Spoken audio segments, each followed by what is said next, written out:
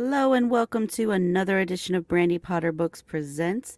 So, the contest for the 5 signed copies is still on. You can still go and fill out the form for that. I will put the link below. But part of that was asking questions that you wanted me to go over during our presentations here. And I had a few questions come in from some readers and then a couple from my cheerleader. Hi, Jessica. Jessica keeps me on track, y'all. She keeps me motivated, so you should really love her. She should be like your favorite person. Anyway, hopefully this will give you a little bit of insight into me. I'm also going to do 2 readings from Venomous Lives, which is why the sound is a little different on this recording.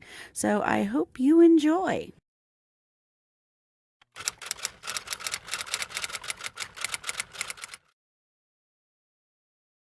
I like to write about strong women characters. These are characters that are physically strong, but also who show some mental and psychological strength over the course of the story, overcoming whatever obstacles, conflicts, and adversities are in the stories.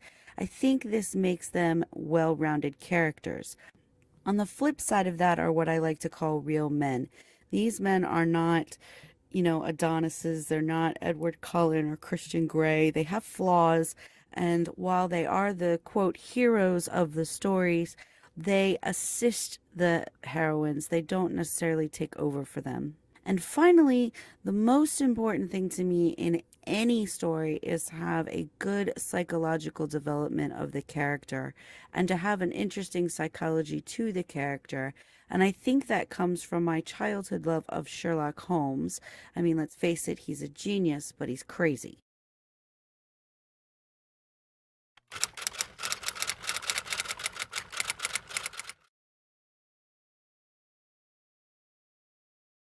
I don't like writing exposition. I think it takes a lot from the pace of the story, not necessarily from the story.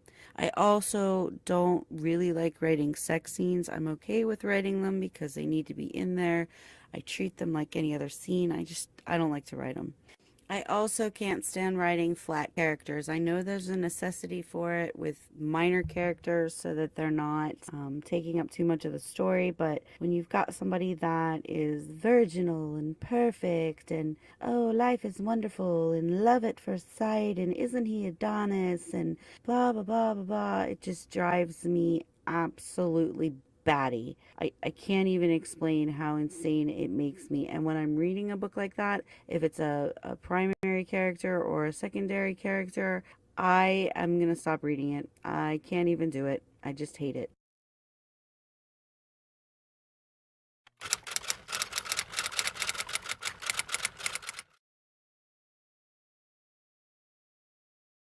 The pieces that get me the most attention are the ones with the most emotion behind them. They are a lot of fun to write and they really push a writer to move forward. So, just to give you an example, I'm going to read a little bit of a section of Venomous Lives.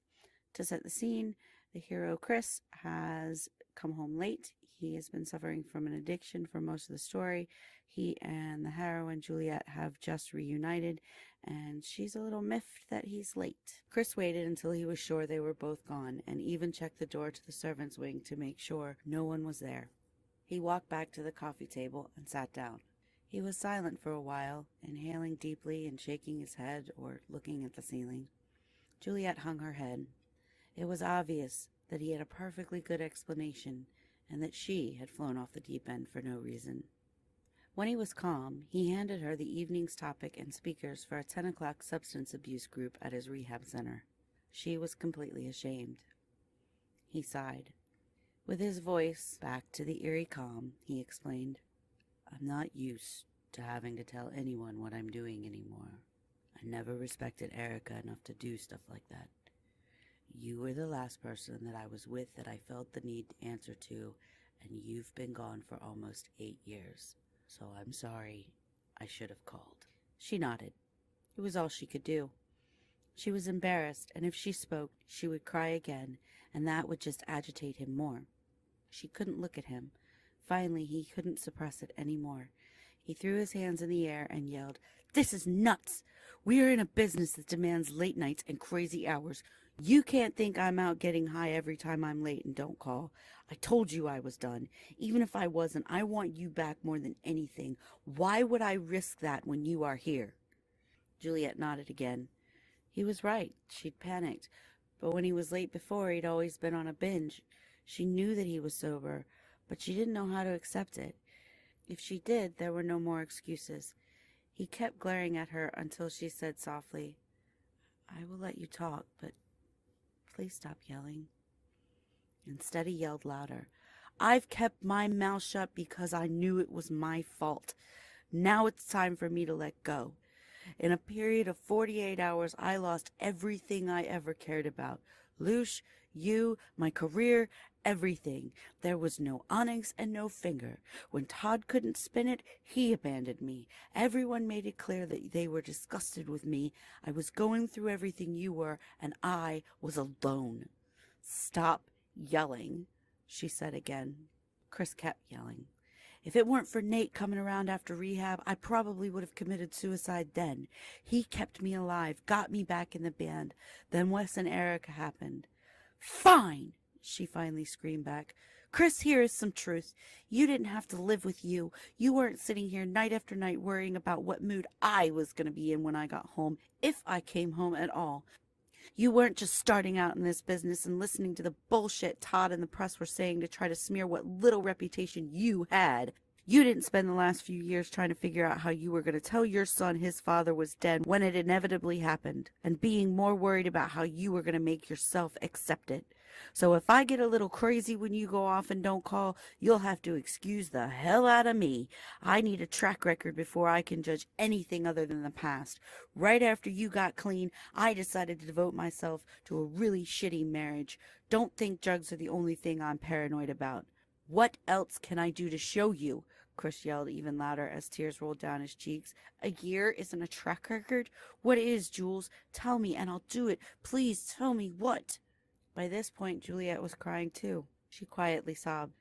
That's the wrong question, Chris. What is the right question? He whined desperately.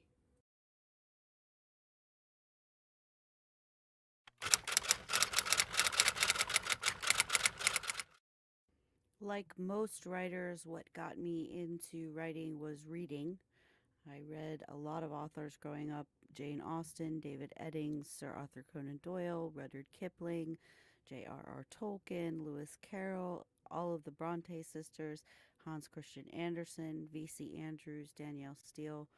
And that's essentially what got me into writing, was wanting to write stories that I had in my head that weren't being written by other authors.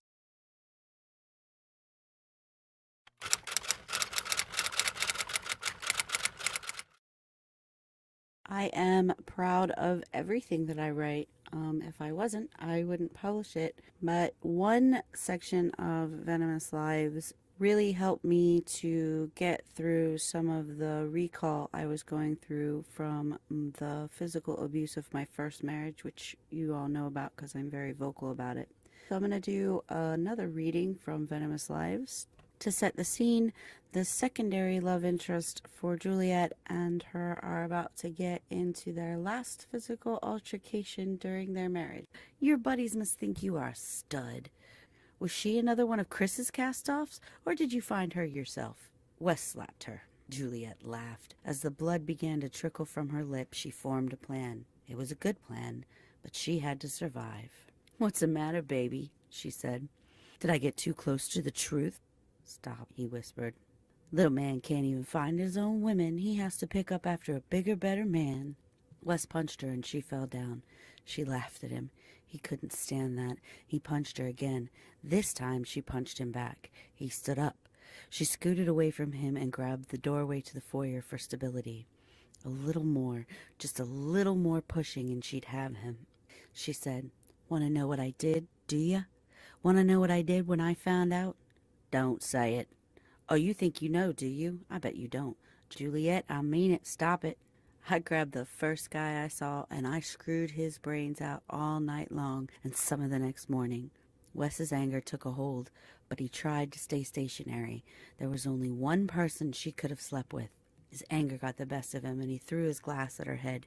She ducked and kept laughing. You gotta do better than that, little boy, she taunted him. Wes yelled, "Stop it, Jules. I don't want to hurt you. Why won't you stop?" She yelled back. "You're too late, Wes. You already hurt me. I'd rather you beat the shit out of me. The bruises go away, you stupid, arrogant little man. You are nothing to me. Do you understand? Nothing. You can't even piss as good as he can. You aren't a man. You're a spoiled little boy." He blacked out and sprang at her. She fought as best she could for as long as she could, but eventually he was too much for her. He hit her in the head a few times, too many, and she passed out. Wes stopped and slumped down. She made him do it. It was always her. She grunted and began to come to. He petted her hair. She tried to roll over, and Wes asked quietly, "What are we gonna do, baby?" Juliet was groggy, but she needed to get away. Weakly, she stood up and said, "I can't stay here. You disgust me. You have for years. You can't hurt me anymore, but I can hurt you. And I will." She stumbled to her purse. She hadn't quite hurt him enough. She had to put him in a complete rage. She had to buy time to escape. He wasn't wearing shoes. She hid his keys in her purse. He had spare sets, but he'd have to remember where they were.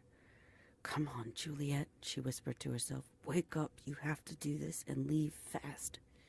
He walked towards her, and she suddenly found her strength, opened the door, and said, "I never loved you. Ever. I only married you to get back at Chris.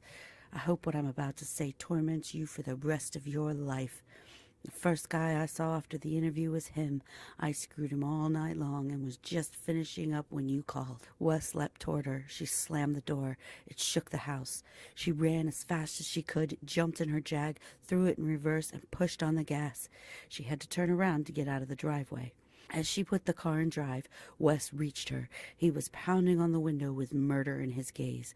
The window shattered, and she slammed it in drive and sped away.